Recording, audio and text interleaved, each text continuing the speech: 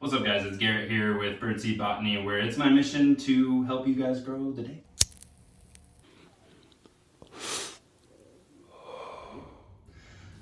So I have pre-germinated seeds already. I could do a video on that, but it's the paper towel method. It's probably the easiest method that most people use to germinate cannabis seeds.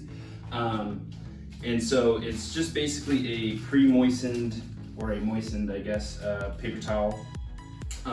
Just damp enough to where it's not dripping, but it's got a lot of moisture to it. And I'll usually leave those 2 to 3 days in the paper towel, check on them, after 2 days, 3 days or so like that, and see if they have any taproots going.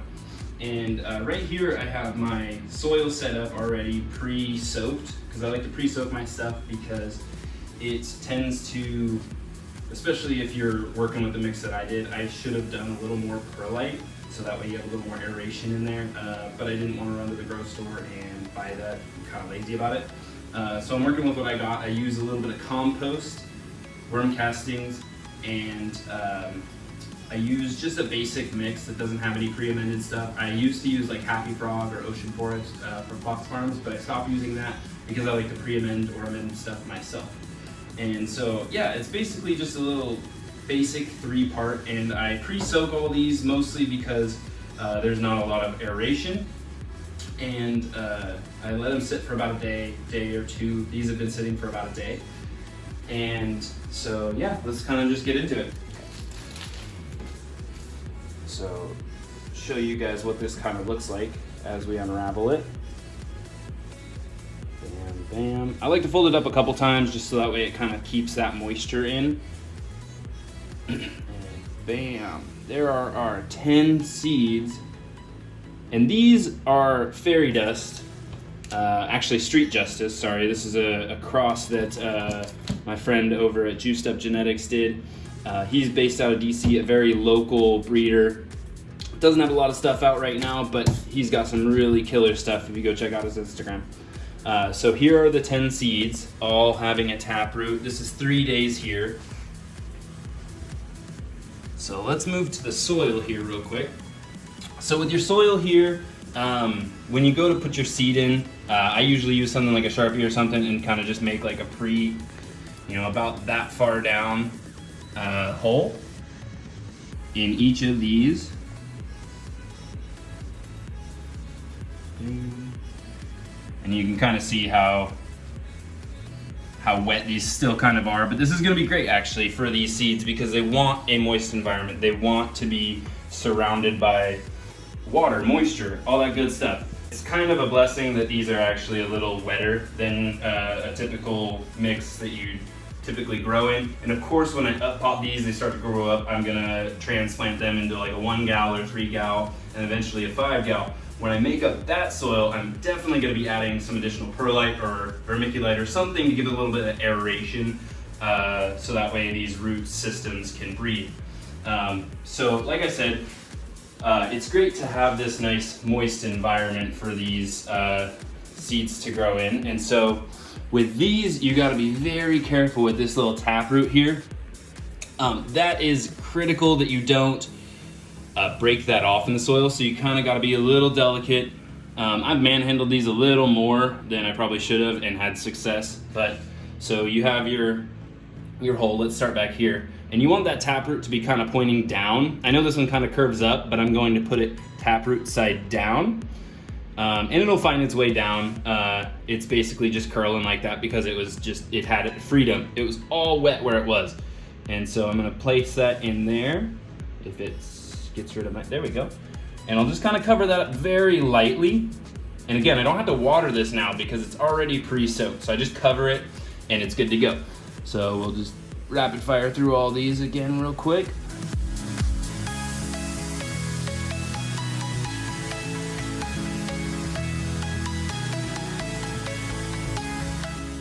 So this is a perfect example of something that isn't ideal. You don't want that taproot to curl up. That's why sometimes this paper towel method is not the best, but you always can kind of guarantee that it's germinated. That's why I kind of use this method, is I can check on it, right? I don't plant the seed and then I'm sitting here waiting and hoping that it's still germinated. And debris like this, kind of like little rocks, pebbles and stuff, you don't want that over your seed. So try to cover it with just a good layer of just dirt or whatever mix you're using.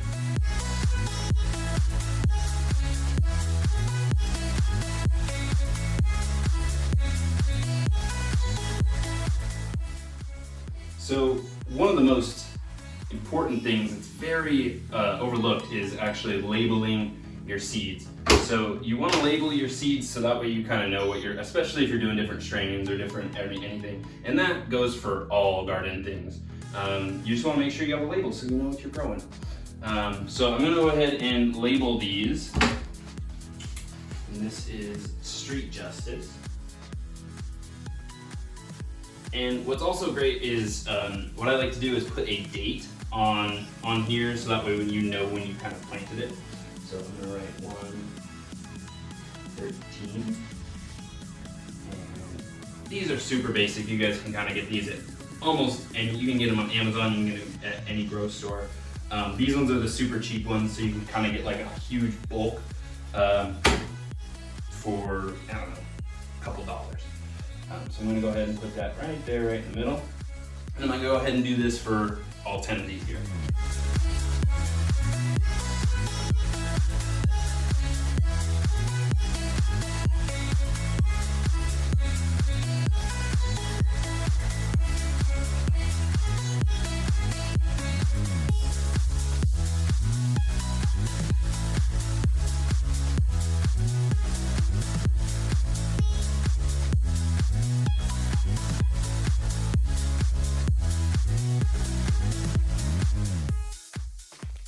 So what you could do if you're just growing the one strain, realistically, you can kind of just like keep this nearby. So I'm gonna go ahead and put these up over my little grow lights here. These are just basic LED bars that cost honestly just a couple bucks. These were maybe $10, $15 to get all of these, as well as this rack right here, got on Amazon. And it was, I don't know, $60-ish. Again, this whole setup here, just under $100 for the rack setup, and even this here tray. And I'm doing this tray here just in case any of my soaked water kind of dribbles through. I don't want it to dribble in on my lights or even on the floor here. So I'm just gonna do it in this here little tray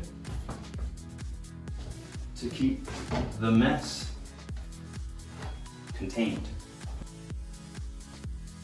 Yeah, so that's pretty much all there is to it, to planting your now germinated or sprouted seeds. Just put them under the light, I keep them on 24 hours just so that way I have a light kind of going on my soaked media, kind of not a lot here, but it does dry it out a little bit. In our house, we keep it, between 65 to 70 degrees. So it's gonna be a good idea to just kind of keep these on all the time. And here in a day or two, you guys will see that these will sprout up and start being plants.